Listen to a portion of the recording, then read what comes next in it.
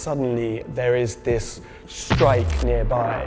It's like behind the buildings we're standing next to, and it's what we call a tap, and it's when the Israelis have fired a small rocket from a drone or a small missile and it's landed nearby, and it's just to let you know that they know you're there, they're watching you, and that you need to move on, you need to keep moving. They could do anything they want at this moment.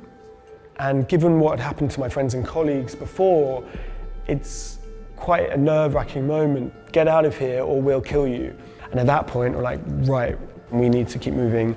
We're back in the car and we're driving really fast through the center of Nabatieh because these airstrikes are still happening around us and in villages nearby. And we get to the local hospital.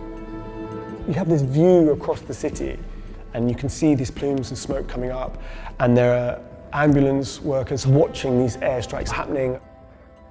It's at that moment there's a loud thump, and it's the sound of an airstrike close. You can feel the shockwave from the distance, moving through the city. And I'm just looking at this huge plume of smoke coming up, and there are ambulances arriving, their sirens are going off, paramedics are jumping into ambulances to go and rescue people.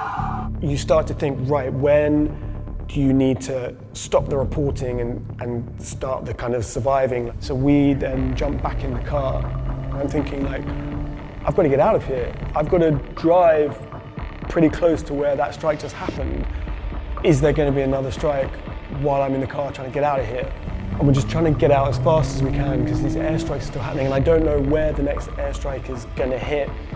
And as we're driving really fast, this statistic keeps going round in my head that actually most journalists die in a conflict zone in a car crash because they're trying to get out really quick, which is what I'm doing. And this destruction, there's so much of it that it all starts to kind of blend into one. It's like this blur of mangled buildings flying past the windows. And my colleague, he turns to me and he says, I think this is the war that I'm going to die in. I just have this feeling.